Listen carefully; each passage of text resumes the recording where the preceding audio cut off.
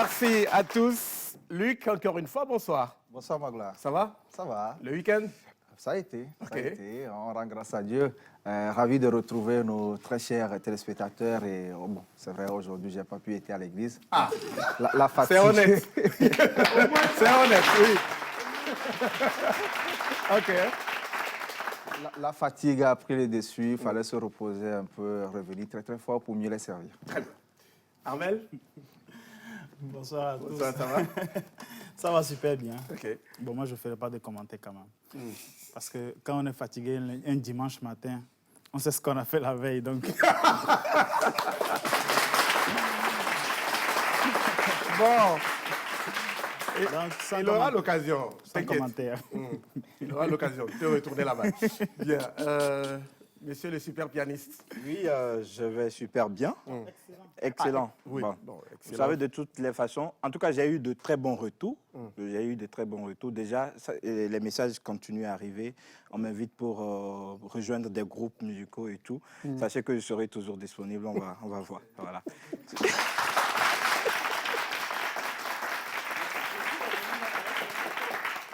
Allez, merci bien. Et donc avec nous sur le plateau, je rappelle, monsieur Thierry Awesso, président, directeur général de Nioto. Merci beaucoup à vous d'avoir accepté notre invitation. C'est vraiment un plaisir de vous avoir sur ce Merci plateau. Magloire, merci beaucoup. Merci pour cette opportunité également. Voilà. Merci. Et Luc, Armel, Samuel, il y a déjà quelques mois, le gouvernement a pris un décret plafonnant donc la caution et la garantie de loyer au Togo. Où en est-on aujourd'hui? Non, ne répondez pas. On regarde d'abord ce sujet et puis on revient. C'est signé Samuel.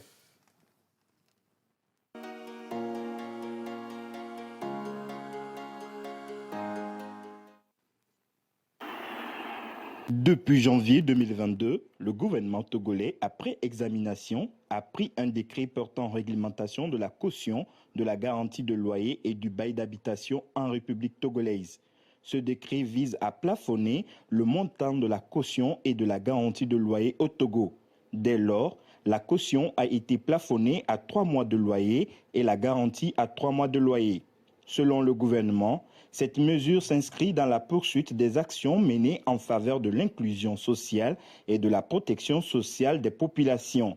Cette loi, qui devrait être appliquée dans une première phase dans le Grand Lomé, constitue malheureusement un problème entre les propriétaires et les locataires. La plupart des propriétaires de maisons rejettent cette mesure et continuent sur l'ancienne pratique. Certains vont réclamer jusqu'à 1 an de caution et de garantie et d'autres 10 mois. À quoi a donc servi ce décret? Qu'est-ce qui doit se faire pour avoir une application totale de cette loi dans toute la capitale? Magloire et ses chroniqueurs se prononcent sur le sujet. Très bien. Oui, réaction, Luc? Oui, je me rappelle que quand cette loi a été adoptée, ça a été un ouf de soulagement pour toute la population togolaise, du moins ceux qui ne sont pas, pour ceux qui ne sont pas, ou nous qui ne sommes pas encore propriétaires. Sauf que dans les faits, ce n'est pas vraiment traduit dans les faits. Il faut dire qu'il y a certains propriétaires qui essaient de respecter la loi comme il le faut, de respecter cette mesure éditée par le gouvernement pour faciliter la vie à tout le monde. Mais bon nombre de personnes ne s'y prêtent pas.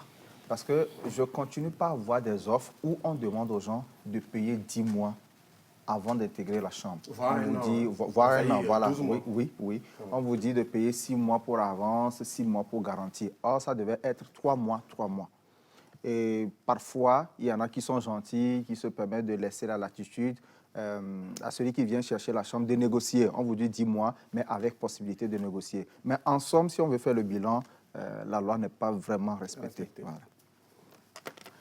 Magloire, je dirais que mon intervention ne va pas porter sur l'annonce du gouvernement de ramener le bail à 4 mois ou à 6 mois.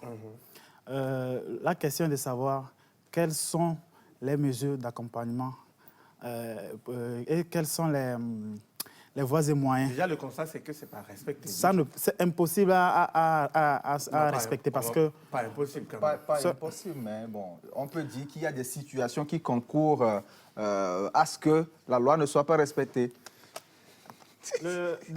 C'est au bon vouloir du propriétaire de la maison de décider quelle est. Jusqu'à ce jour, c'est comme ça.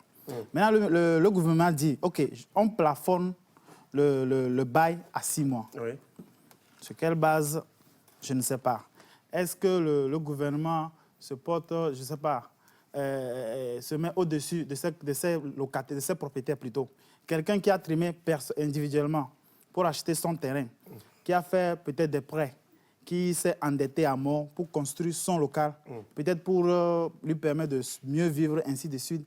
Et le gouvernement vient dire, OK, tout ce que tu as fait, au lieu de prendre 12 mois, moi je dis, tu prends 10 mois, sans mesure d'accompagnement, sans rien que ce soit. Ça va être compliqué à être respecté. C'est mon point de vue. Oui. Parce qu'on ne peut pas demander à quelqu'un qui s'est battu tout seul pour réaliser une œuvre. On dit une œuvre, pardon. Oui. Une œuvre. Et l'État arrive au dernier moment à lui imposer voilà, ces 6 mois de bail. C'est extrêmement difficile. Et on a la remarque, c'est même pas, bon, de façon globale, c'est pas respecté. Ça ne peut pas se faire respecter. Quand vous approchez les propriétaires, ils vous disent, c'est pas le gouvernement qui a construit ma maison. Soit tu paies les 12 mois, soit tu cherches ailleurs. Tu cherches ailleurs. De toute façon, la file d'attente est longue.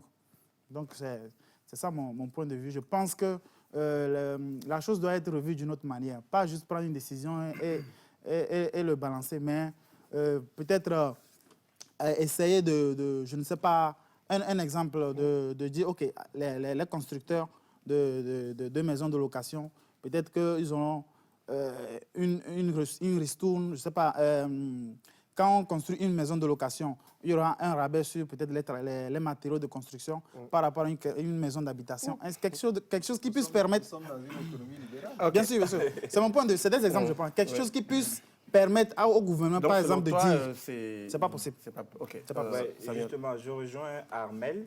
Ça ne devrait pas nous étonner, en fait. OK. Parce que, d'abord, avant de prendre une loi, moi, je pense qu'on a toujours eu ce problème ici dans ce pays. Parce que souvent, le gouvernement a besoin, et pas besoin, le gouvernement a envie de faire plaisir à la population. Mais sauf que... Pas faire plaisir, mais bon, faciliter la vie à la population. Oui. Mais sauf que parfois, ce qui doit suivre après la loi n'est pas examiné. Je vous donne un exemple. La dernière fois, nous avons parlé, si je prends peut-être, on lance un projet, il y a le manque de suivi. Il y a le manque de suivi derrière. Vous allez voir aujourd'hui, Armel l'a dit, c'est très difficile pour les propriétaires d'accepter ces 6 mois de caution parce que si on descend tout, on fait les calculs par rapport à ce qu'ils ont dépensé pour la construction, c'est pas vraiment, c'est pas évident. Mais aujourd'hui, il va falloir que le gouvernement comprenne. Peut-être s'il y a des taxes qu'on attribue aux propriétaires, peut-être qu'on peut penser à la baisse de ces taxes. Bon, c'est juste un exemple. Mais il faut quand même trouver un moyen de faciliter aussi la vie aux propriétaires. Oui, peut-être avant de parler de suivi, en tout cas l'idée à la base elle est bonne. Maintenant, quelle étude a été faite avant de prendre ce décret justement? Samuel a touché un point sensible. Aujourd'hui, l'idée du gouvernement, c'est quoi? C'est de permettre à chacun d'avoir un toit. Oui.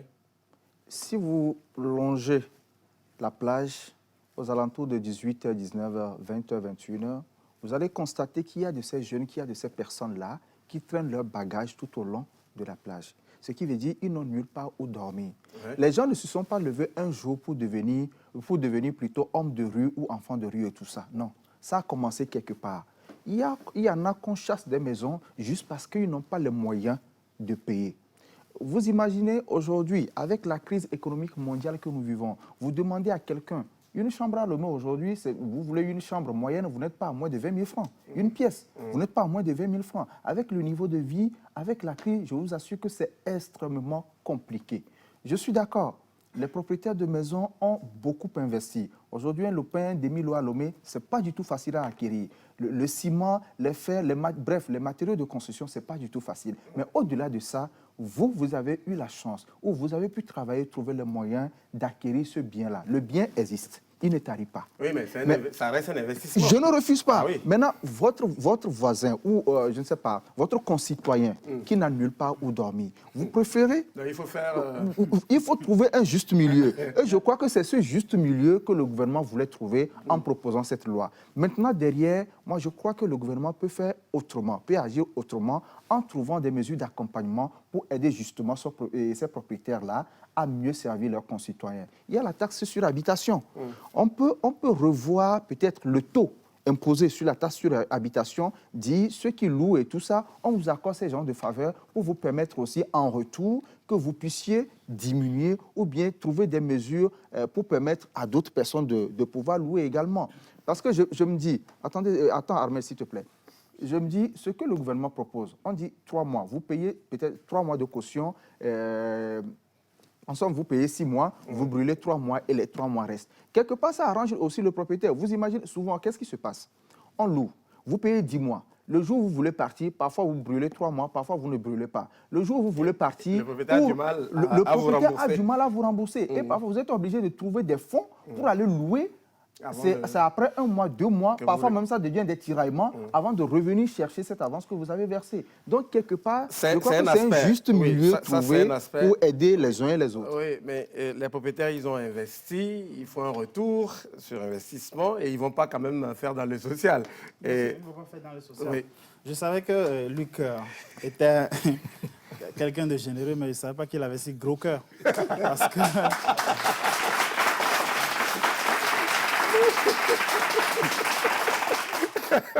Parce que c'est vrai, c'est triste de voir les hommes et les enfants de rue. Mais ce n'est pas quelqu'un qui a trimé toute sa vie pour construire sa petite maison et se préoccuper de cela. Là, ça, le gouvernement même est interpellé. C'est là où il faut mettre en place des logements sociaux. Voilà. Ouais. Ce que nous essayons nous essayons de tirer l'attention du gouvernement sur un point, c'est essayer d'apporter une solution ou bien des mesures d'accompagnement aux propriétaires de maisons qu'ils puissent aider ces personnes qui sont dans la rue. Ce n'est pas à l'État de dire, bon, les gars, vous avez construit une maison, débrouillez-vous, diminuez le quotient pour... Non, il faut qu'il y ait un suivi. Je vais prendre juste un seul exemple pour essayer d'illustrer cela. La dernière fois, le gouvernement a fixé un prix par rapport au bol du maïs. Oui, oui. Supposons que vous êtes revendeur de maïs. Vous êtes parti, vous avez le trajet, Déjà, vous avez fait le stockage. Vous avez fait le stock. Oui. Et ça vous revenait à 1000 francs le bol. Du jour au lendemain, le gouvernement a dit, bon, à partir de demain, vendez ça à 800. Vendez ça à 800. Oui, il y a un souci. Attends. S'il te plaît. Il y a un système pour casser, c'est-à-dire le gouvernement dispose des moyens d'action par rapport à ça. Et c'est quoi ces moyens? Justement, l'exemple qu'il a donné est mal placé parce qu'il y a justement l'ANSAT on va le laisser aller. Laisse-moi vendre au prix recommandé. Je ne critique pas l'ANSAT, le travail de l'ANSAT. Ils font un travail formidable. J'ai juste voulu prendre un exemple pour illustrer. Bon, peut-être c'est ton point de vue. Chacun a raison de son point de vue. Donc, tu vois, le nœud du problème, c'est que le gouvernement puisse trouver une alternative, aller vers peut-être ces propriétaires de maisons, peut-être les dire de se constituer en association, je ne sais pas quoi, discuter avec eux et essayer de voir qu'est-ce qui peut les proposer, qui puisse aider tout le monde, même jusqu'à ceux qui dorment dans la rue aujourd'hui. Pas de sortir un décret, parce qu'un décret, ça s'impose à eux. Ils n'ont pas leur mot à dire. Parce qu'eux, ils vont te dire, ce n'est pas le gouvernement qui a construit ma maison. C'est pas le gouvernement et c'est ce qui se dit. Et c'est ce qui se dit. Voilà. Donc la meilleure des solutions, c'est de s'approcher de ces propriétaires de maisons et d'essayer de trouver une alternative. L'autre aspect, quelle est vraiment la place des collectivités locales dans le suivi? Bon, c'est vrai, on interpelle l'État qu'il faut faire peut-être un suivi. C'est lui qui appelle le décret, oui, mais au même moment, il y a aussi les mairies qui doivent, en tout cas, puisque je me dis, si on doit peut-être, comme Armel l'a dit, essayer de regrouper les propriétaires de maisons en association, on ne peut pas se lever et le faire comme ça. En association. Bon, allez, les mairies... Bon, allez, Luc, l'autre souci, on l'a évoqué, c'est le suivi très souvent. On prend des décisions, mais derrière, rien n'est fait. Et c'est encore un cas. Armel a essayé d'effleurer la question, sauf que l'exemple donné pour moi ne tenait pas parce que derrière, il y a d'autres mesures qui permettent de réguler les prix des céréales, par exemple, parce que l'ANSAT est justement là pour acheter mettre à disposition de tout le monde, de la population, à un prix donné. Et quand la population achète à ce prix, à un moment donné, les revendeuses qui spéculent sont obligées de revenir à ce prix-là. Donc, on balaie carrément cet exemple. Maintenant, on revient dans ce cas précis. Je suis d'accord qu'il y a des lois qu'on prend et derrière, parfois, le suivi ne vient pas. Parce que dans ce cas précis, je n'ai pas vu, on a déjà interpellé quelqu'un qui a pris 10 mois chez un locataire ou qui a voulu prendre 10 mois avant de céder. Et d'abord, le suivi va se faire comment? C'est très compliqué, puisque comme je l'ai dit tantôt, nous sommes dans une économie libérale. Quelqu'un qui va acheter son terrain, sur lequel un terrain, il débourse 5 millions pour un demi-lot. Un exemple banal, dans les quartiers périphériques, bien sûr, il débourse 5 millions pour un demi-lot, où l'État n'a pas pu agir pour réguler le prix du terrain. Il va acheter le ciment à un coût exorbitant. Il achète le fer à un coût exorbitant. Et jusque-là, l'État n'intervient pas pour réguler le prix. Mais derrière, vous ne pouvez pas lui demander de louer sa chambre à 35 000 francs ou de prendre 6 mois. C'est un peu compliqué. Mais derrière aussi, soyons humains. Quand on doit penser aussi aux autres. Merci. D'accord. Monsieur Thierry Awesso, vous suivez le débat. Votre avis nous intéresse. C'est avec beaucoup d'intérêt que j'ai suivi la pertinence des interventions. La passion, d'ailleurs, prouve que c'est un sujet sérieux, un sujet récurrent qui nécessite forcément de poursuivre la réflexion. Je vais partir sur une base très simple. Le Togo n'est pas le premier pays à initier une loi pour réglementer justement le secteur des bails. Très bien. Le Togo n'a fait que suivre d'autres pays, y compris le Bénin, qui depuis quelques années a organisé et structuré complètement cela. Et l'application pose également problème là-bas comme ailleurs. Et je pense qu'il faut déjà saluer la volonté des plus hautes autorités de notre pays de trouver une formule pour, vous avez parlé tout à l'heure de social, en fait, donner la possibilité aux couches les plus vulnérables de pouvoir quand même se loger.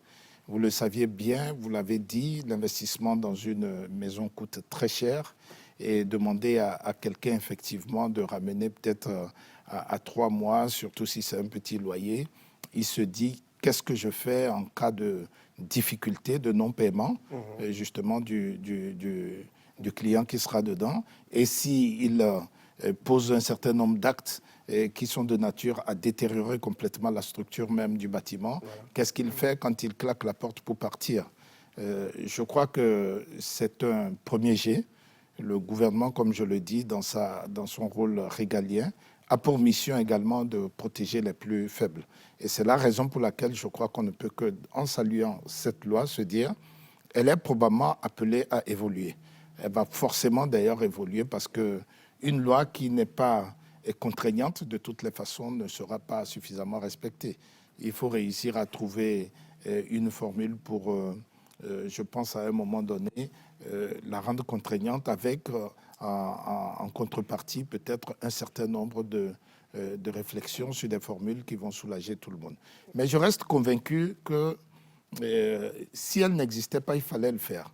Il fallait le faire absolument parce que c'est également la mission de l'État et de poursuivre son travail comme ça. Je reste également convaincu que nous devons poursuivre la réflexion. Pourquoi? Vous prenez un exemple tout simple, le cas de l'agriculture. Vous le saviez, pendant longtemps, les banques ont eu du mal à accompagner les agripreneurs, les entrepreneurs agricoles. Vous le saviez, l'agriculture, c'est 60% de notre population active, essentiellement jeune, en sachant bien que pratiquement 70% de notre population a moins de 30 ans. L'agriculture, c'est 40% de notre PIB, des indicateurs de performance dont il faut tenir vraiment compte. Et les banques ne faisaient pas plus de 1% dans le financement des projets agricoles. Donc, je pense que l'État a réfléchi, a trouvé une formule, un mécanisme d'incitation, justement au financement de l'agriculture qu'on appelait le MIFA, et qui a fonctionné, qui a permis à des jeunes entrepreneurs agricoles de pouvoir obtenir la garantie qu'ils déposaient à la banque pour pouvoir lever les fonds et se lancer. Et je crois qu'il faut continuer par réfléchir sur ce genre de formule, Voilà. comme ça se passe déjà dans de grands pays qui ont, je dirais, les moyens de le faire. Il y a des organismes qui sont là, mis en place au niveau et de la municipalité et de l'État central pour pouvoir apporter cette garantie nécessaire pour soulager justement les bailleurs, pour que ça ne pénalise personne. Mais encore une fois, il fallait absolument, je pense, légiférer dans ce sens et pour protéger les plus vulnérables. Je Très vous bien. remercie. Merci beaucoup. Merci pour cette belle intervention. Et c'est sans transition, on va maintenant passer au coup de gueule de ce dimanche. C'est signé Armel. Mon coup de gueule de cette semaine porte sur l'état de délabrement avancé de l'Hôtel de la Paix. Ah. Voilà. Ouais. L'Hôtel de la Paix qui a été inauguré le 9 janvier 1975 plutôt, par le président Feu Gnassingbé et Adema, qui faisait partie des hôtels de renom du Togo et de la sous-région. C'était carrément un joyau. Ouais. Je dis c'était parce que a été fermé, je pense, dans les années 99. Et à ce jour, rien n'a été fait pour réhabiliter ou pour le trouver plus loin. Aujourd'hui, ça fait mal au cœur de voir ce grand hôtel qui, dans le temps, faisait la fierté du Togo, de la sous-région. Plein de banquets diplomatiques ont eu lieu là-bas, devenir un lieu où je sais pas, Non, le lieu abrite aujourd'hui les chauves-souris. voilà, des drogués vont se... Justement. Donc ça fait mal de voir ce symbole qui est l'héritage que nos grands nous ont laissé dans cet état. Et surtout sur la nationale numéro 2. Donc ça veut dire que tous ceux qui passent, ceux qui du Ghana pour aller au Bénin, ou du Bénin vers le Ghana, passent par là. Donc ça fait juste mal au cœur de le voir dans cet état. Et c'est ce que j'ai voulu juste renommer. Il est temps que quelque chose soit fait pour... On est d'accord. Voilà. Hôtel de la Paix. Hôtel de la Paix. Luc. Effectivement, c'est triste de voir ce fleuron de l'industrie hôtelière du Togo tomber dans cet état de ruine. Parce que, comme il a dit, cet hôtel a fait la fierté de notre pays au-delà de nos frontières. Maintenant, ce qu'il faut retenir aussi, c'est qu'il faut savoir, c'est que entre-temps, l'État a lancé des appels d'offres pour permettre au privé d'investir, pour rénover, en rénovant cet hôtel-là. Mais je crois que ça n'a pas marché sur un point parce qu'il était question de rénover. Puisque l'architecture, c'est une architecture qui reflète, ça porte une tradition, c'est un symbole de la tradition de notre pays. Et à un moment donné, ceux qui ont voulu prendre ont voulu raser. Et l'État ne pouvait pas accepter. Maintenant, au-delà de ça, il y a eu... Il faut restaurer plutôt. Voilà, restaurer au lieu de raser. Maintenant, au-delà de ça, il y a eu d'autres points où ça chopait aussi. Je crois que c'est ce qui a fait que jusqu'ici, ça n'a pas été rénové. Mais je crois qu'il y a toujours possibilité... Il y a aussi, le personnel qui est laissé sur le carreau. Parce que si vous devez bien sûr. Et l'hôtel, il faut également... Naturellement. Et au-delà de ce personnel qui peut-être aujourd'hui a vieilli, il y a des jeunes qui sont formés dans le domaine. Il y a des jeunes qui ont besoin d'être employés. Parce qu'aujourd'hui, quand nous parlons de cet hôtel, s'il est rénové, mais attendez, ce sont des centaines d'emplois qu'on crée. Et au-delà de ces emplois créés, ce sont des actifs pour l'économie nationale. Imaginez ceux qui vont venir juste parce que cet hôtel a une vue superbe sur la mer. Oui. Une vue très magnifique. Donc, imaginez le nombre de touristes, le nombre de personnes. L'architecture. Voilà. C'est une architecture hors norme. Oui. C'est une architecture hors norme. Et je crois qu'aujourd'hui, l'État peut faire quelque chose. Entre-temps, ça a été dur, mais il est arrivé à faire quelque chose pour l'hôtel de février. Pourquoi ne pas le faire pour l'hôtel de la Paix? Je crois que ça serait très bien. Oui. Depuis 1999, laisser ce bâtiment dans cet état, on se pose beaucoup de questions. Mais je pense que, comme les autres l'ont dit, il est vraiment temps qu'on fasse vraiment quelque chose pour rénover. Déjà, l'architecture de ce bâtiment, et lorsqu'on regarde la tradition d'un pays, et on est fier de représenter cela par, c'est pas un symbole et tout. Franchement, il va falloir qu'on arrive à préserver cela. Donc, le gouvernement a interpellé sur ce fait. Il faut qu'on rénove vraiment ce bâtiment. Voilà. On a aussi de puissants hommes d'affaires dans ce pays. Ah oui. Ils peuvent reprendre cet hôtel. Monsieur Thierry Avesson, Non, nous sommes de petits industriels. Ah non. Il se la joue très modestement. Non, je pense que des réflexions sont faites autour de ce sujet depuis pas mal de temps. Et nous faisons confiance aux plus hautes autorités pour qu'ils trouvent une formule. Vous l'aviez dit, le temps est passé, le bâtiment se dégrade, et je pense qu'ils nous trouveront forcément une formule. S'ils y travaillent. Voilà. Sinon, je suis parfaitement d'accord avec Armel parce que ça fait vraiment mal au cœur quand vous passez par là. Et, voilà. Aujourd'hui, c'est juste réservé au tournage de clips, aux toxicos, toxicos oui. qui vont s'éclater là-bas. Entre-temps, ce sont les revendeuses de fruits qui se sont installées, on les a chassées. C'est redevenu la nature horreur du vide. Avec cette histoire de Covid qui est en train de nous laisser petit à petit, bientôt les sociétés de téléphonie mobile vont recommencer les activités. On va transformer l'endroit en parking, on va aller garer nos engins et la vie continue. L'État doit faire quelque chose. Voilà. Surtout au moment où on est en train de porter ou en train de vendre une nouvelle image de notre pays, il faut restaurer ces genres d'hôtels. Parce qu'aujourd'hui, quand vous arrivez à Palimé, l'hôtel 30, tout est restauré. Oui. Ça donne un nouveau visage à la ville. Et je crois que restaurer cet hôtel aussi ou rénover cet hôtel aussi permettrait d'insuffler une nouvelle dynamique à l'industrie hôtelière de notre pays. Très bien. Merci à tous. C'était le coup de gueule de Armel. Et sur ce dernier point, on va dire merci à Samuel. Merci et à dimanche prochain, Samuel. À notre excellent pianiste. Oui, voilà. Et donc, derrière Samuel, on va accueillir d'autres personnes sur ce plateau. Et je rappelle que Lomé Business School nous accompagne et justement, nous allons recevoir deux responsables de cette belle école sur ce plateau également, pour vraiment aller à sa découverte, j'allais dire. Voilà. À tout de suite.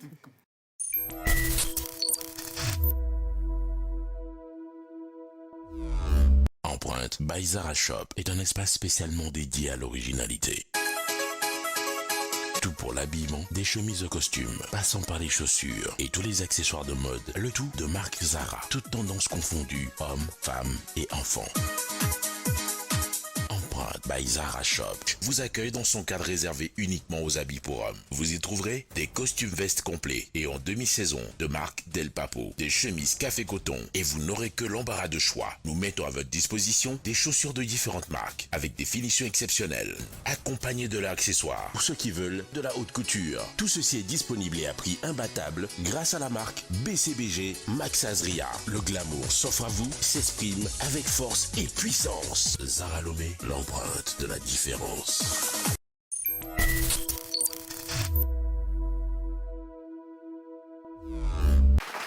Voilà, retour sur le plateau, toujours avec Armel, Luc et notre invité, M. Thierry Awesso, je rappelle, président directeur général de Nyoto. Il est toujours là et voilà. Maintenant, nous allons recevoir Madame Patience Safi Adjivon, secrétaire générale et directrice marketing à Lomé Business School.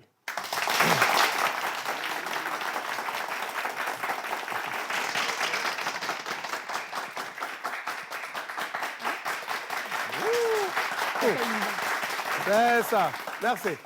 Qui a fait le constat? Vous avez vu le niveau des applaudissements? Oui. Vous avez compris? C'est moitié crescendo. Allez, Madame Adjivon, bonsoir. Bonsoir. Vous allez bien? Super, je vais très bien. Super. Merci d'être là. Ouais.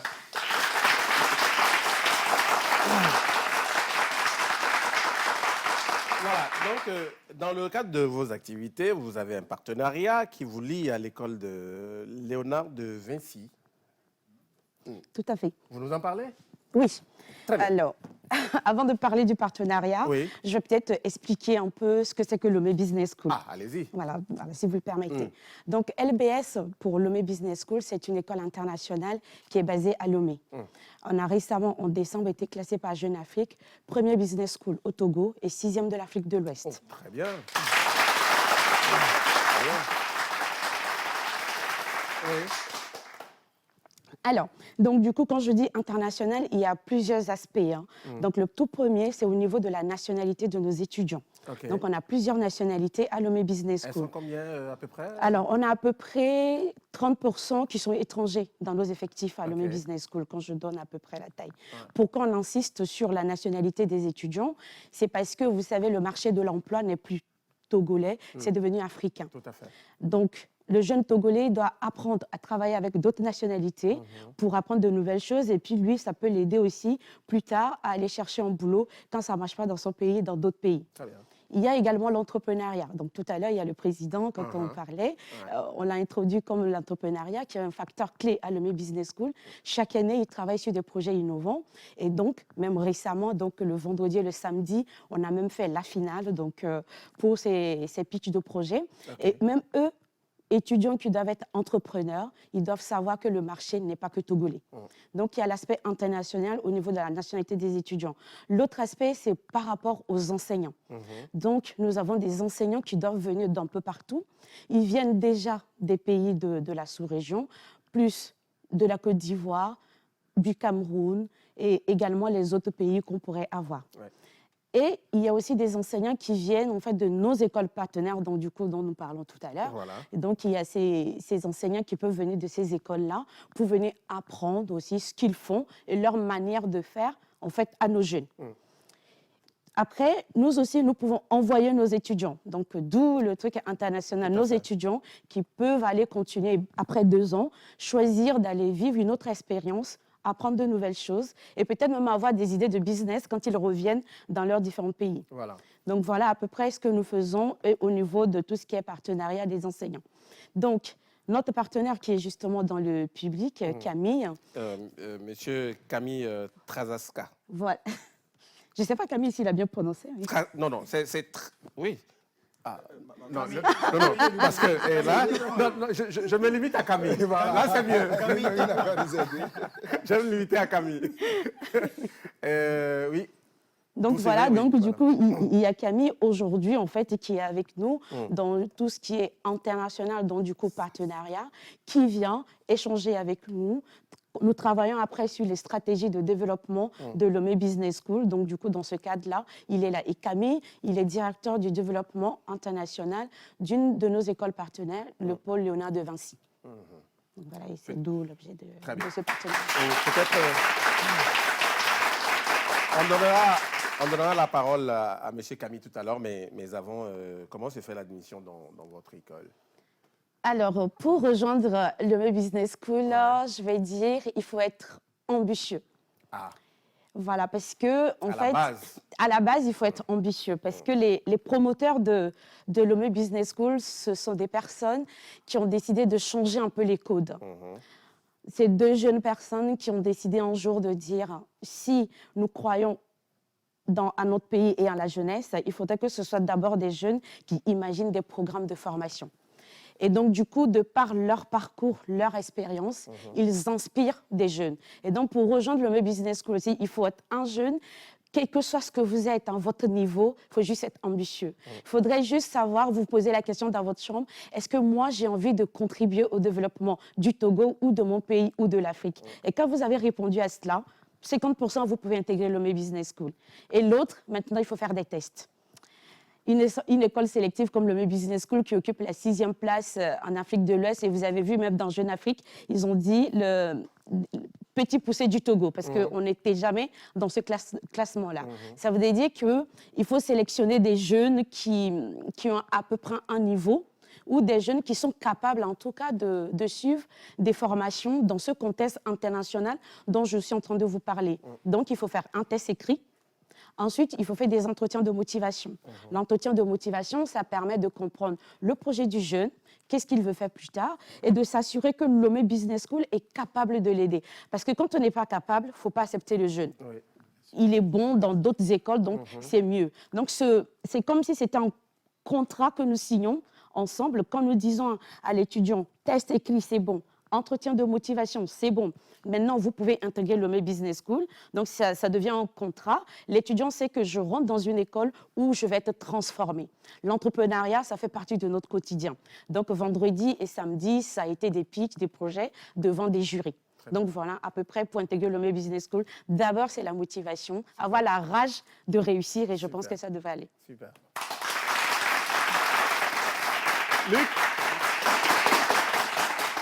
Oui, Luc. L'autre aspect, quelles sont les formations que Lomé Business School offre à ces jeunes, justement? Merci pour la question parce que justement, quand on dit Lomé Business School, tout le monde dit « Ah, vous faites du business, vous faites du business. Voilà. Donc, c'est juste que dans les formations, on a 2 parcours. Quand vous intégrez Lomé Business School, on a un parcours management.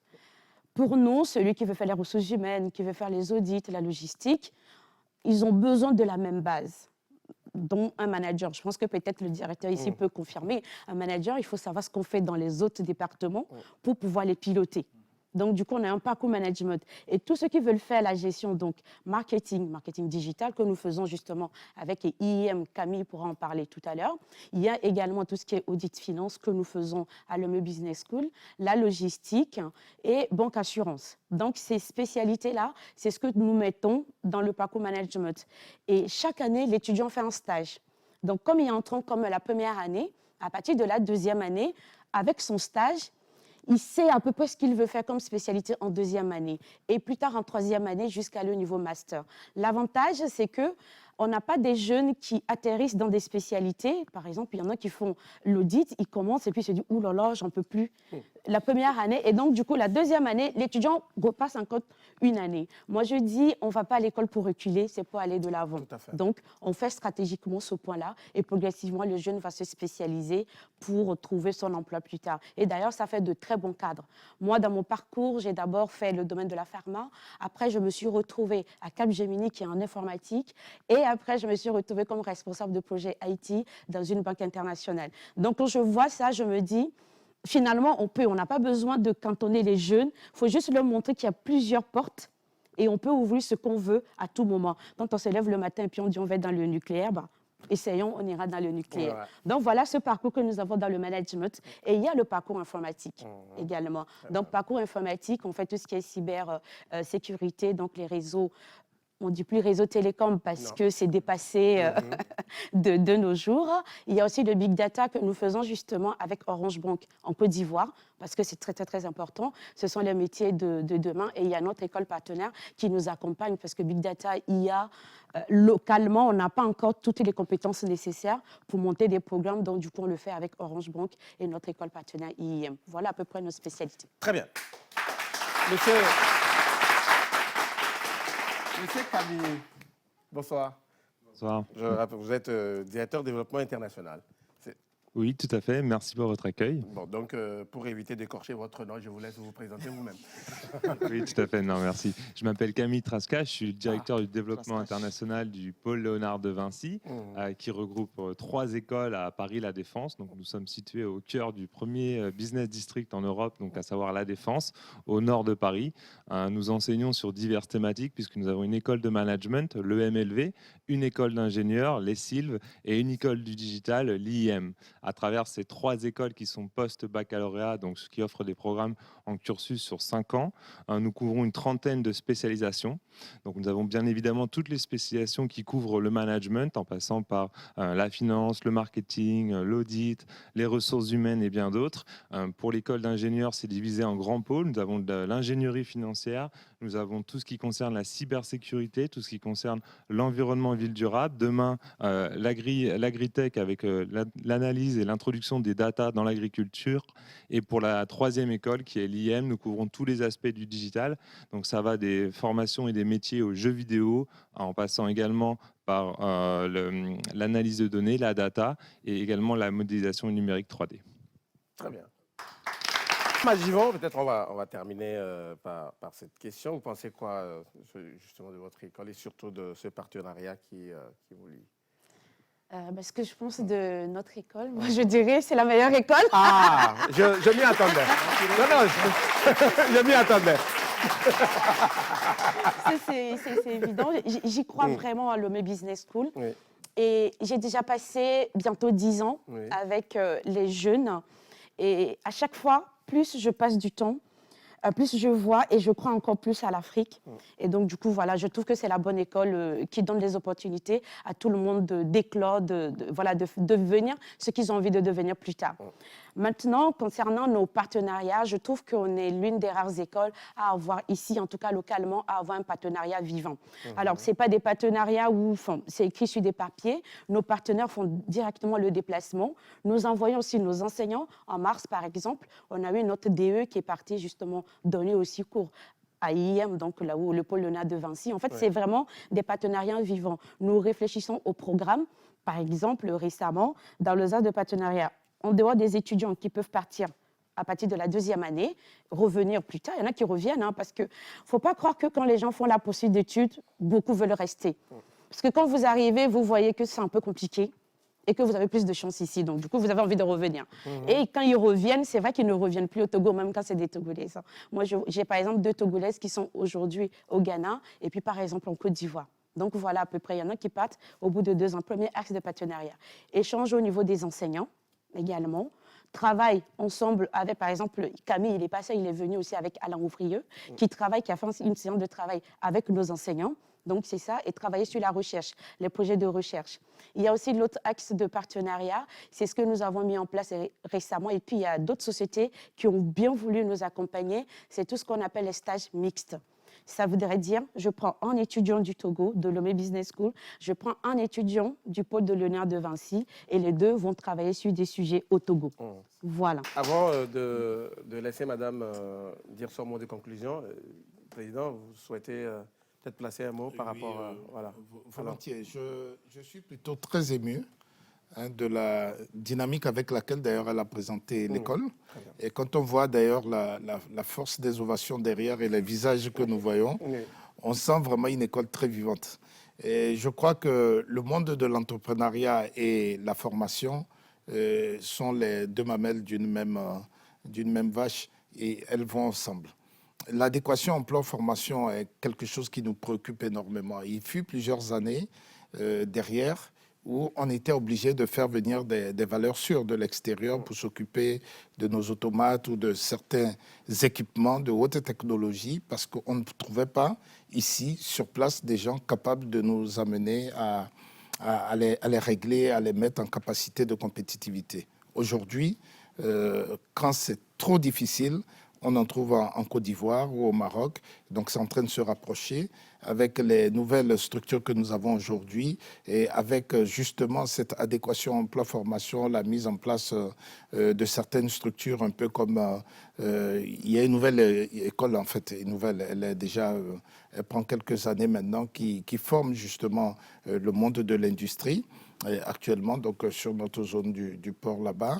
Il y a les IFAD également qui ont été mis en place. Donc je parlais du CFMI, c'est un partenariat public et privé avec l'appui de l'AFD. On arrive à avoir justement des valeurs sûres, des ressources humaines capables de nous aider à maintenir nos équipements. Donc encore une fois, moi je crois qu'il faut garder le regard totalement fixé sur la compétitivité de nos économies au niveau des modules de formation et pour ne pas aller former des gens dans des domaines dont on n'a pas forcément besoin. Et cette adéquation permanente nous amène forcément à poursuivre ce que nous avons initié jusqu'à présent, des stages d'immersion avec des conventions en bonne et due forme avec des écoles comme les vôtres, pour permettre justement à l'apprenant de s'imprégner réellement du monde du travail, qui parfois n'a rien à voir avec la théorie qu'on a obtenue à l'école. Donc c'est déjà une bonne chose de permettre aux esprits libres de pouvoir rêver loin, de pouvoir se projeter très loin pour ne pas avoir peur des situations de crise comme celles que nous traversons actuellement, mais plutôt de se dire qu'il y a de véritables opportunités en situation de crise et celui qui est capable d'être créatif avec un esprit ouvert, il est l'homme de la situation. Merci. Merci, Président. Conclusion, Madame. Oui, donc, non, mais je voulais remercier pour ces apports parce que l'inadéquation, comme on dit à chaque fois, c'est un problème qui vient. Et nous, tout ce qui est filière industrielle, ce n'est pas que les écoles ne veulent pas, mais il faudrait des accompagnements. Par exemple, il faudrait d'abord avoir des entreprises, parce que c'est très pratique quand même et ça demande de l'expertise. Donc, il faut l'accord des entreprises. Et après, avec une école comme le Business School, je pense que c'est des choses qui peuvent se mettre en place très rapidement et de pouvoir former des profils et également des promotions selon les besoins. Voilà. Nous, de toute façon, dans les autres filières que nous avons, c'est maximum 15 que nous avons chaque année, donc par classe. Ça fait que de toutes les façons, on va pouvoir réussir à les caser. Donc, le problème n'est pas à ce niveau-là. Et d'ailleurs, même quand les gens disent on forme beaucoup, par exemple, des gens en audit de finance et autres. Vous savez, on les forme beaucoup, mais quand on les prend en entretien, on ne veut pas les recruter. C'est pas qu'il n'y en a pas, mais ils sont formés, mais ils ne répondent pas vraiment aux critères. Donc, nous, à LBS, on s'est déjà dit, faisons bien ce qu'il y a.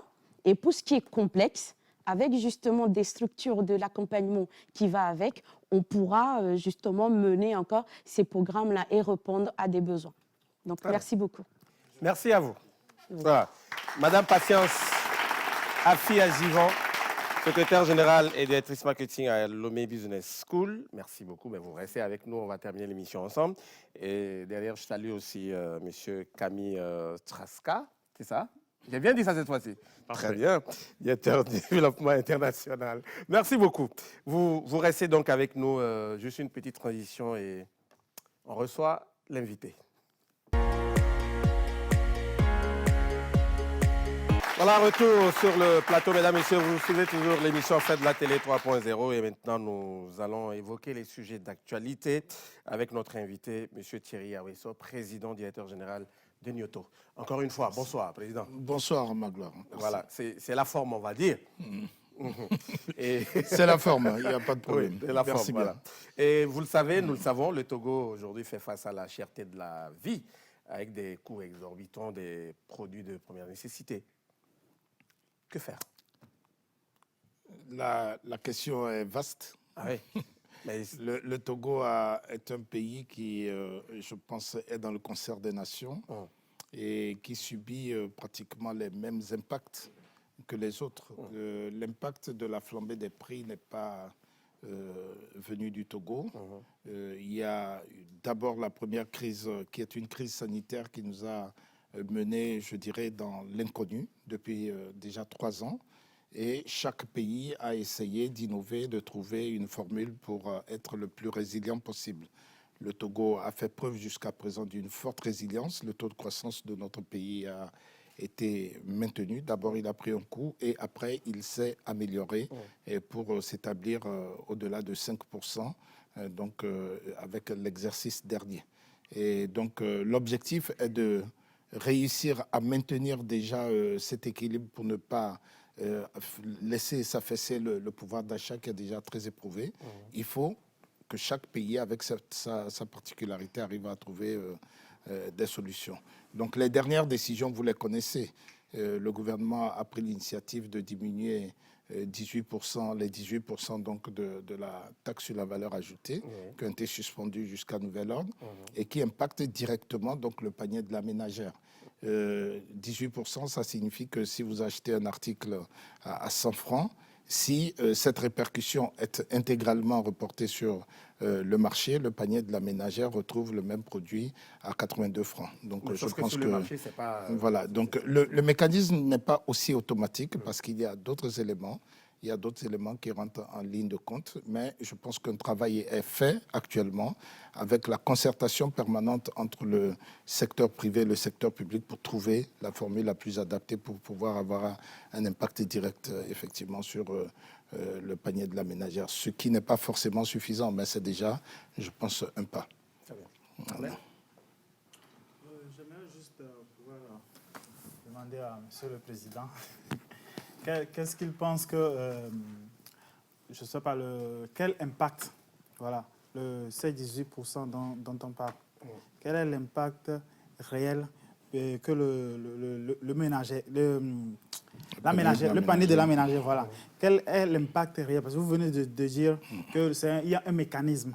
Mais est-ce que c'est seulement ces 18% qu'on doit appliquer pour que le panier de la ménagère puisse ressentir cet impact-là? Ou bien il y a d'autres alternatives, d'autres décisions à prendre pour pouvoir soulager un temps ça peut? Bon, votre question est très pertinente, hein. Il faut savoir que le Togo, comme plusieurs pays en développement, plusieurs pays émergents, ont une balance commerciale qui est généralement déficitaire. Ça veut dire qu'ils importent beaucoup plus qu'ils n'exportent. Je prends un exemple simple. Quand vous prenez le baril de pétrole, qui est fort impacté à l'extérieur, le Togo a pendant longtemps subventionné jusqu'à un niveau où il n'a pas forcément la possibilité de poursuivre la subvention et il est obligé de suivre un peu la tendance, même s'il continue la subvention. L'écart, le gap à l'extérieur, à l'international est tellement important qu'à un moment donné, on est entraîné dedans. Ce n'est pas que le Togo qui vit ça. Balance commerciale déficitaire, de façon d'ailleurs structurelle, de quasiment 500 milliards par année. Ça signifie qu'on importe énormément de produits, dont des produits de première nécessité. Donc la décision a été prise effectivement de suspendre la TVA. Mais lorsque vous prenez des produits précis, un peu comme l'hexane alimentaire que nous utilisons dans la production de l'huile ici, et l'augmentation totale sur les derniers mois nous amène à 300%.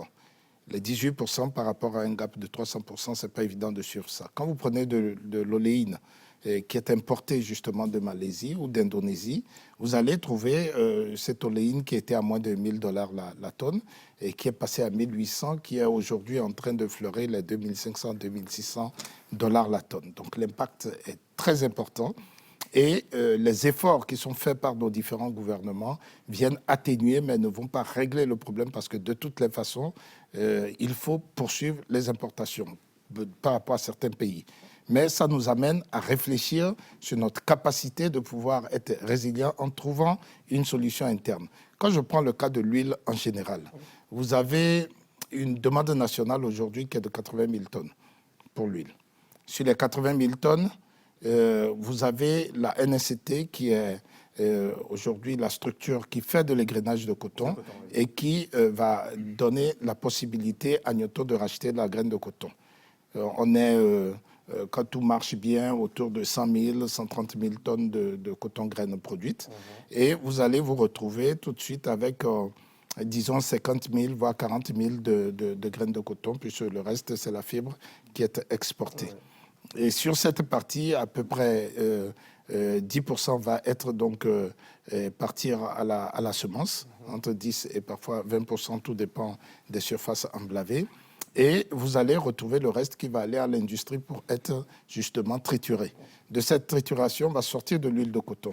Quand vous faites bien l'équation, vous allez vous retrouver avec difficilement entre 6 000 et 10 000 tonnes lorsque on a vraiment une forte campagne cotonnière. Et lorsque la campagne cotonnière est éprouvée, comme maintenant, où on a beaucoup moins de graines, vous allez vous retrouver difficilement avec 6 000 tonnes d'huile pour un besoin national de 80 000 tonnes. Donc l'importation répond à une obligation du marché pour pouvoir fournir de l'huile à nos différentes ménagères. Pour revenir au fondamental, ça nous amène plutôt à la réflexion de voir comment nous allons développer en interne ici des capacités de pouvoir avoir non seulement la matière première, mais il y a des initiatives qui existent déjà dans plusieurs régions.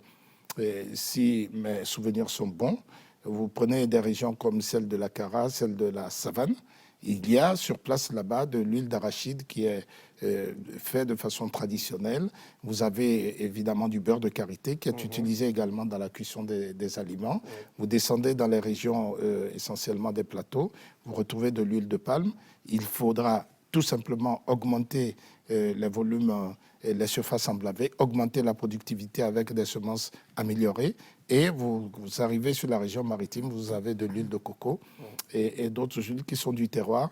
Et il va falloir faire preuve, je pense, en ce moment, d'assez d'imagination pour utiliser nos capacités, les améliorer, faire face à la situation. C'est pour dire qu'il ne faut pas attendre que l'État soit le seul acteur capable d'atténuer une crise internationale d'une ampleur aussi importante. Tout ce que nous souhaitons, c'est que la concertation déjà engagée entre le secteur public et le secteur privé puisse se poursuivre pour que des formules appropriées à notre propre pays puissent être trouvées et que nous fassions davantage preuve de résilience dans une situation de crise internationale. Toujours cet aspect, Luc ? Oui, bon, on a compris, vous avez essayé de donner des pistes de solutions pour aller à une production locale qui nous permettrait de sortir ou de faire preuve d'imagination, d'imagination pour supporter cette crise mondiale aujourd'hui qui emporte les économies. Maintenant, toujours sur le terrain de la vie chère, comment faire ou comment est-ce que l'État doit s'y prendre pour endiguer les spéculations? Parce qu'aujourd'hui, quand vous allez sur le marché, c'est plus une question de spéculation. Des commerçants sont prêts à acheter, je donne un exemple banal, de l'huile à 100 francs le litre et d'aller revendre ça à 300 francs le litre au nom de la vie chère. Comment l'État doit s'y prendre pour mettre fin à ces spéculations-là? Le prix du marché est fixé par un équilibre permanent entre l'offre et la demande. Je sais qu'en début d'émission, vous avez parlé de l'ANSAT sur les produits agricoles, qui à un moment donné, lorsque le marché, il y a trop d'inflation sur le marché, l'ANSAT donc déverse des produits qui ont été stockés à un moment donné pour rééquilibrer un peu les prix. Les mécanismes ne peuvent venir que de ce genre d'initiative. Et aucune directivité ne sera suffisamment capable d'encadrer un marché lorsque, à un moment donné, on ne garde pas dans le curseur cet équilibre qui est permanent. Donc, je veux continuer par dire, et c'est pour ça que je disais qu'il fallait trouver, toujours faire preuve d'imagination, trouver des formules qui soient particulières à nous. L'État a fait sa part, je pense, avec la TVA. Il faut savoir également que, pour répondre de façon très concrète à ce que vous avez dit, il y a des produits dits de première nécessité qui ne sont pas taxés en fonction de leur véritable valeur. Il y a ce qu'on appelle la valeur mercuriale. Quand vous prenez le cas de l'oléine qui est importée justement d'Asie, elle arrive avec une valeur mercuriale fixée à 200 francs le kilogramme. C'est la valeur actuelle. C'est-à-dire que vous allez l'acheter à l'extérieur peut-être à 800 francs ou à 900 francs le kilogramme et on ne va taxer que 200 francs sur la valeur que vous avez fait. Tout ce que nous souhaitons, c'est que pour ne pas pénaliser la production locale, on puisse élargir cette valeur mercuriale davantage à d'autres produits qui sont produits également ici pour toujours poursuivre la promotion justement de ces produits, un peu comme l'huile de coton, et pour rester à un niveau de compétition, de concurrence, je pense, loyal. Et surtout, pour faire face à une situation dans laquelle il faut toujours encourager les gens qui nous apportent des solutions locales. Donc, je crois que dans cette concertation, on va continuer les réflexions pour s'adapter au fur et à mesure parce que peut-être à l'avenir, la situation peut se complexifier si la crise du côté de l'Europe de l'Est ne reste pas une crise assez circonscrite dans le temps. Si tu permets, le ministre était avec vous justement en début de semaine par rapport à cela. Qu'est-ce qui a été dit entre les deux institutions? Justement, nous avons abordé ensemble, il est venu pour nous apporter le soutien du gouvernement à ces moments difficiles. Nyoto est une boîte citoyenne qui a fait preuve, je pense, de suffisamment de patriotisme, puisque nous avions déjà à un coût bien déterminé des produits qui sont produits, qui sont stockés, et il fallait se mettre justement à la limite des prix plafonds. Ça nous a amené forcément à faire des sacrifices. Nous avons accepté les faire, et je le disais d'ailleurs lors de notre entretien, que justement la boîte que nous avons avec nos 4 bidons de 5 litres est passée de 32 000 et est redescendue à 25 000. Ça a été notre participation pour revenir donc à l'essentiel. Mais il ne faut pas oublier, c'est une situation conjoncturelle qui nous pousse à aller à ce niveau. Il va falloir forcément, à un moment donné, trouver des formules durables. Parce que bien évidemment, quand ça se passe comme ça, et que la matière première, elle est locale et elle est forcément vendue par une technique d'appel d'offres avec peut-être des propositions extérieures plus élevées, il faut réussir à la fixer sur le territoire national pour la valoriser ici. Le deuxième point, je vous ai parlé de l'exemple alimentaire. Quand il est fixé à l'extérieur et que vous êtes obligé de l'acheter pour fixer la matière grasse résiduelle qui va sortir des presses mécaniques, et qui a connu une augmentation de 300% quand vous êtes obligé de maintenir les prix, ce n'est pas évident. Ça a été des sujets qui ont été évoqués. Et il y a la gestion des stocks. Pour les stocks qui ont été déjà produits à un prix bien déterminé, comment nous faisons? il y a également les grossistes qui ont déjà acheté un certain nombre de volumes à un prix bien déterminé. Il faut trouver une formule pour que l'ensemble de la chaîne puisse supporter les décisions qui ont été prises et nous y travaillons. Très bien. Voilà. Oui, Armel. En fait, quand j'ai dit autour de moi qu'on recevait le PDG de Nyoto, une question m'a été posée, mais je pense qu'il a répondu. La question était de savoir comment ça se fait Donc, que... s'il a répondu, on passe à autre chose. Non, je allez-y. vais parler et puis comment ça se fait qu'au Togo, on a une société qui produit de l'huile et que le prix dépend des incidences extérieures. Il a pris en compte déjà cette Il a pris en compte cela. Il a largement... Voilà, je veux juste souvenir. Mais je veux juste... Le prix... On peut même, sans vous couper, même aller largement au-delà. Nyoto est une structure effectivement citoyenne ici, mais qui a des équipements. Et à partir du moment où il y a des tensions sur le marché international, le prix des différents équipements pour entretenir nos chaudières, pour entretenir tout ce que nous avons au niveau du raffinage, pour entretenir le conditionnement, tout est lié à un certain nombre d'équipements que nous importons de l'extérieur.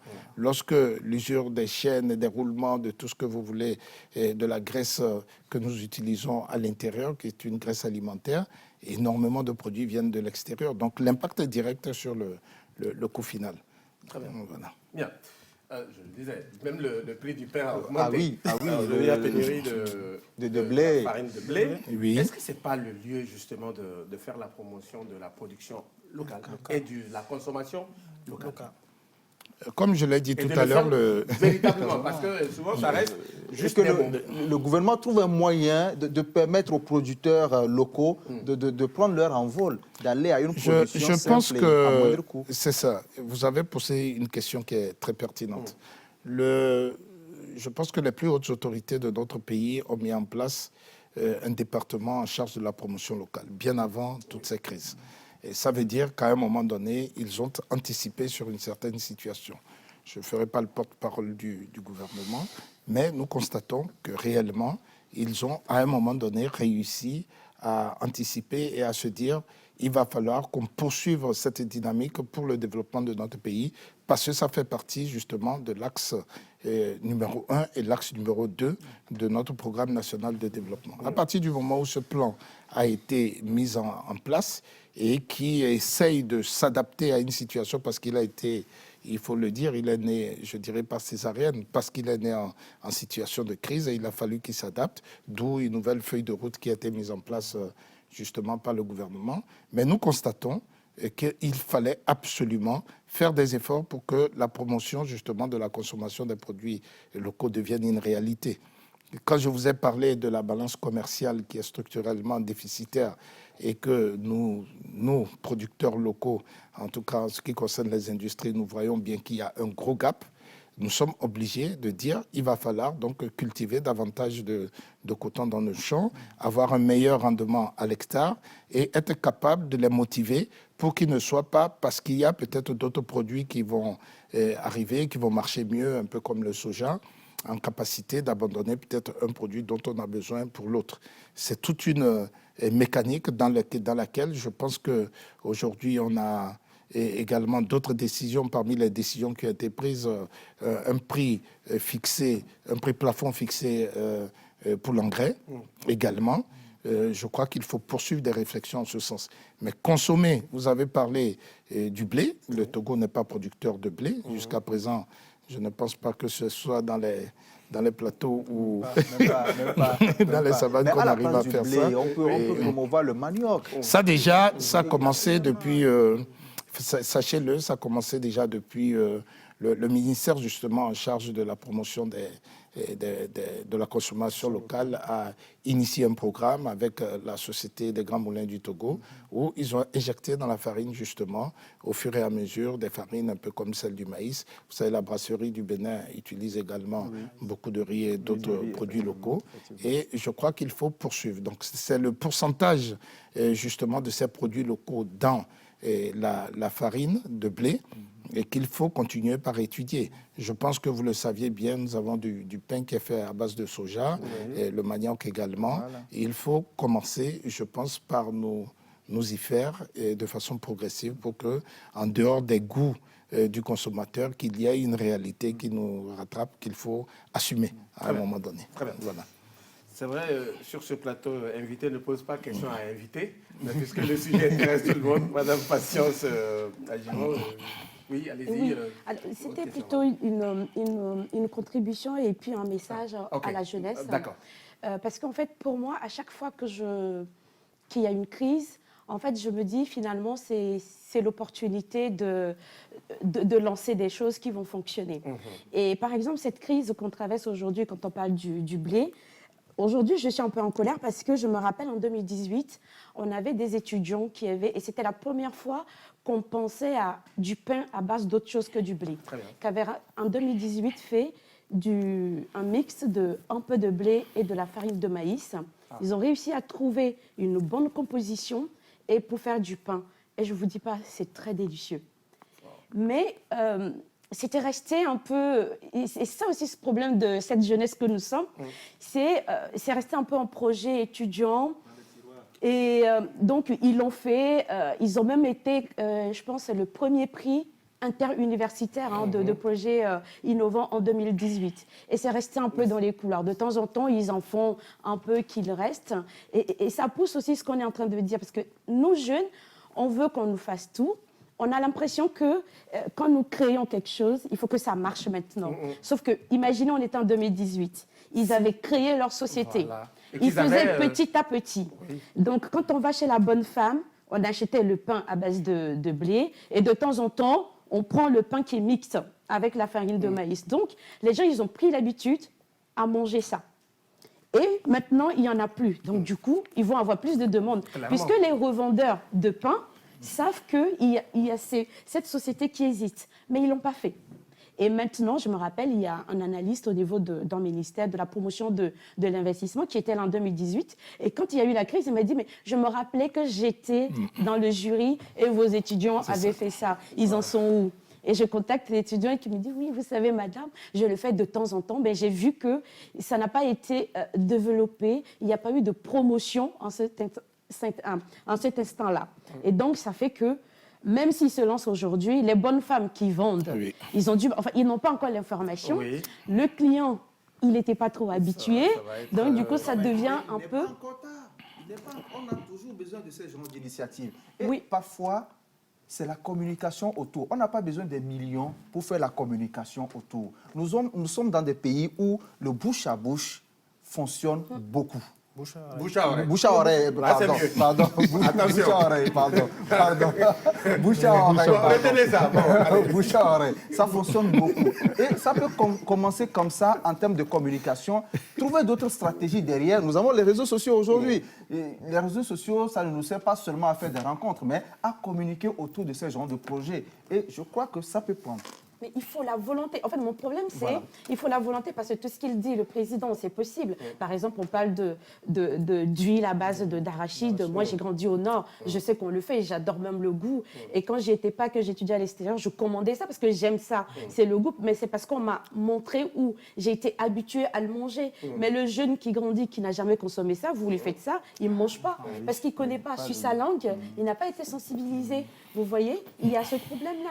Donc, il y a d'abord... Il faut être habitué dans un premier temps. Mais je parle toujours de la rage de cette jeunesse qui, lorsque nous pensons en projet, ne pensons pas tout de suite à rentabilité parce que finalement, quand les portes veulent s'ouvrir, ça s'ouvre et on veut courir maintenant pour rattraper. Alors que maintenant, s'il y avait cette société, j'imagine qu'avec les efforts que le gouvernement, les sociétés, les industries font, ils diront de toutes les façons, on n'arrive pas à produire du pain. Nos machines qui font la pâte pour faire du pain, ça rame. Venez, jeunes filles, on va produire pour vous, peut-être même à moindre coût, pour pouvoir alimenter, par exemple. Vous voyez ce que c'est l'ambition de cette jeunesse-là, d'avoir des projets, de pouvoir croire et de ne pas tout le temps dire bon, j'ai un projet, mais il faut que je sois dans un ministère quelque part, il faut que je sois ici, je veux la tranquillité. Oui, faire de l'entrepreneuriat ou faire ce projet, vous travaillez avec du feu, c'est-à-dire quand vous faites du pain aussi, à moins que vous soyez suffisamment équipé pour avoir un truc électrique, mais anciennement, c'est un four avec du feu. Donc, du coup, il y a tout ça, mais les jeunes... ils veulent pas se lancer. Donc, du coup, c'est ça. Donc, merci pour ce que vous êtes en train de dire. Mais ça m'a fait rappeler encore, et j'ai un message vraiment à tous ceux qui nous suivent, que quand on est jeune, pensons, profitons des crises, voyons ce qui ne fonctionne pas. Et quand nous avons des projets chez nous, on peut étudier et lancer une société. C'est possible. Dans les pays anglophones, les gens le font. Merci.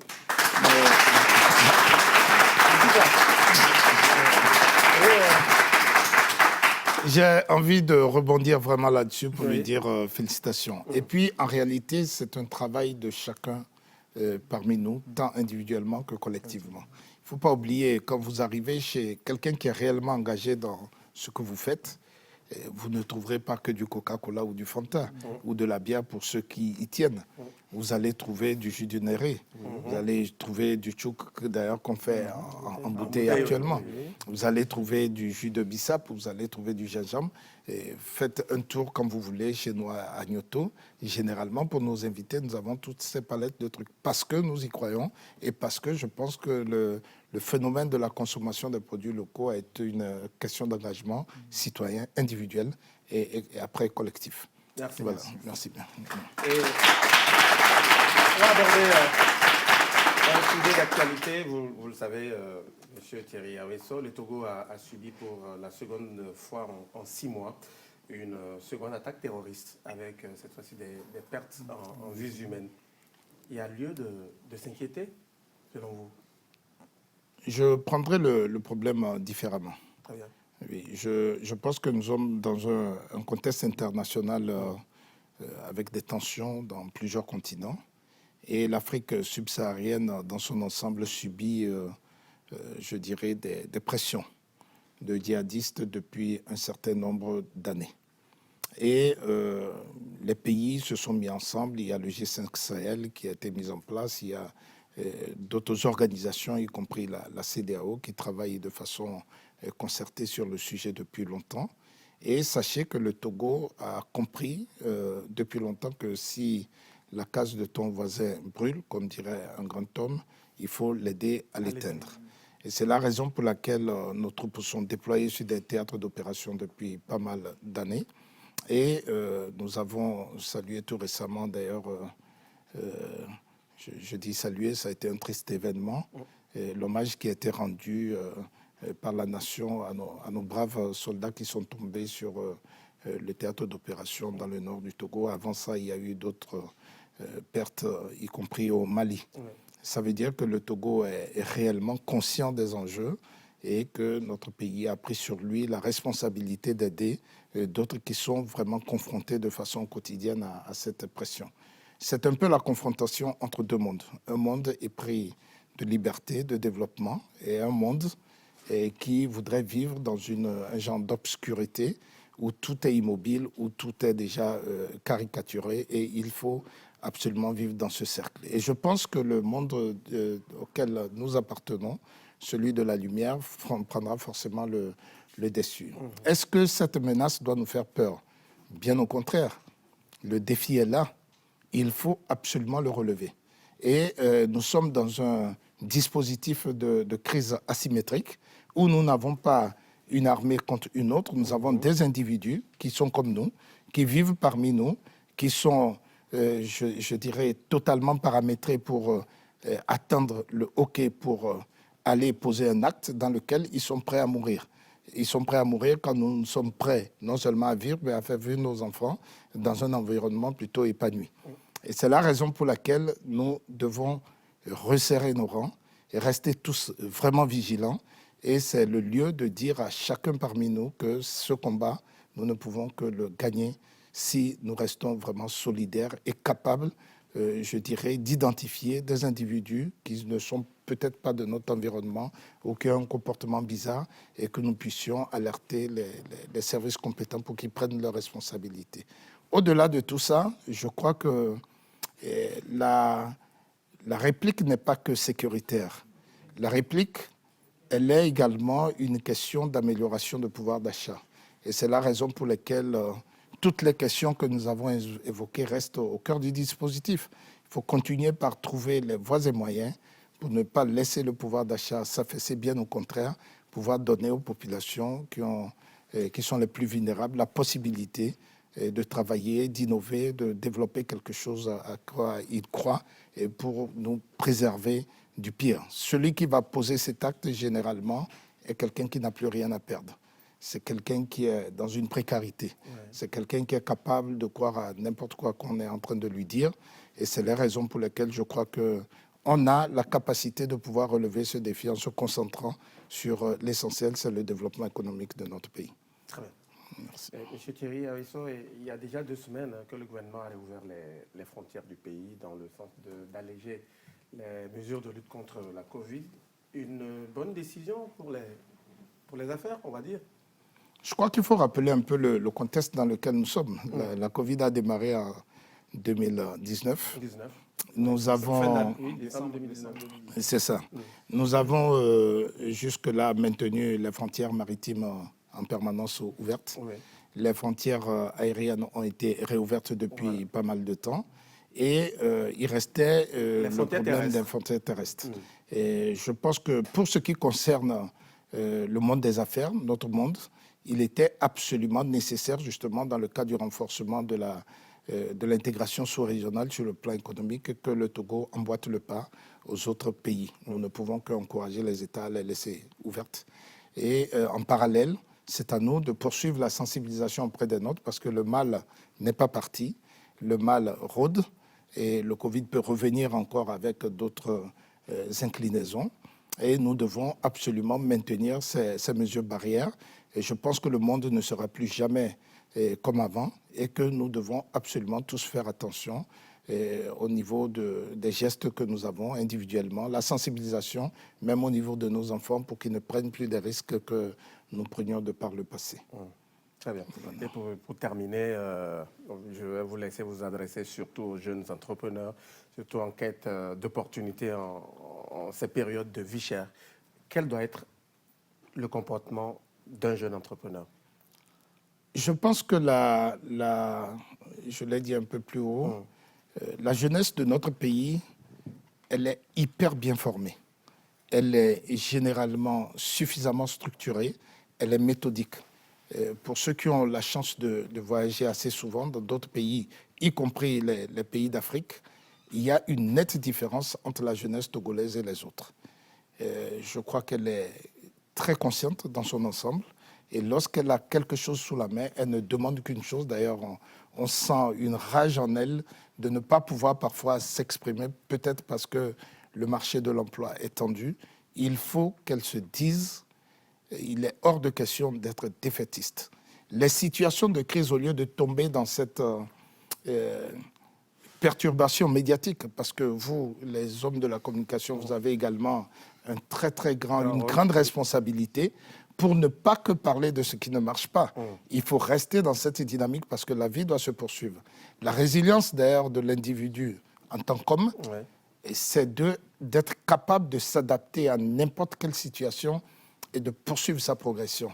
C'est une nécessité vitale. Pour ce qui concerne la jeunesse togolaise, je reste convaincu que la situation de crise que nous traversons, elle va le savoir, les plus grandes opportunités, les plus grands hommes, les plus grands entrepreneurs sont nés en situation de crise. C'est en ce moment-là qu'il faut essayer de trouver les mesures, de relever le défi. Je vous l'ai dit, la balance commerciale de notre pays est structurellement déficitaire. Ça veut dire qu'il y a un gros gap entre le besoin de consommation et l'offre locale.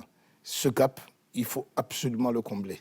Et c'est le lieu que chacun puisse profiter des opportunités avec, je vous ai parlé du CFMI, de l'IFAD et plusieurs autres unités qui sont en train d'être nées, des conventions avec des structures un peu comme les nôtres. Il faut aller vers ce qui peut nous amener vers un avenir assez harmonieux. Il y a des possibilités, il faut se former et être capable à un moment donné de monter sa petite structure et de faire quelque chose lorsqu'on n'a pas la chance de devenir l'employé d'un autre. Ça aussi, c'est une question, c'est un choix, c'est une orientation stratégique. Il faut être structuré dans la tête, il faut avoir un objectif. Et cet objectif, de laisser personne vous sortir de là. Parce que et quand vous êtes trop flottant et que vous êtes jeune, vous voulez tout faire en même temps et vous êtes très éparpillé, vous allez avoir du mal à vous stabiliser. Donc, essayez de construire un peu vos objectifs et ne vous laissez pas distraire par les événements conjoncturels qui passent, qui vont et qui viennent. Et c'est ça aussi la vie. Merci beaucoup. Et vous allez nous dire votre mot de conclusion, justement, pour nos très chers téléspectateurs. Ce sera quel mot, Monsieur le Président? D'abord, à l'endroit de la TVT, merci, parce que vous faites un très bon travail de communication, de sensibilisation. Pour nos téléspectateurs, le Togo n'a pas le choix. Le Togo doit poursuivre son chemin. Il a eu de très, très bons indicateurs de performance dans tous les domaines. Il faut pouvoir les maintenir parce que les autres pays augmentent et évoluent également. Vous n'avez pas trop parlé de certaines augmentations, un peu comme celui du prix du carburant. On a vu des voix se lever, des tensions sur le marché. Nous restons forcément très attentifs à cela parce que nous subissons ça également pour les différents carburants que nous mettons dans nos équipements. Mais il ne faut pas oublier que des pays producteurs comme le Ghana sont tout juste à côté de nous ici à 895 francs le litre. 695, je pense, en Côte d'Ivoire, et des prix similaires un peu dans la sous-région.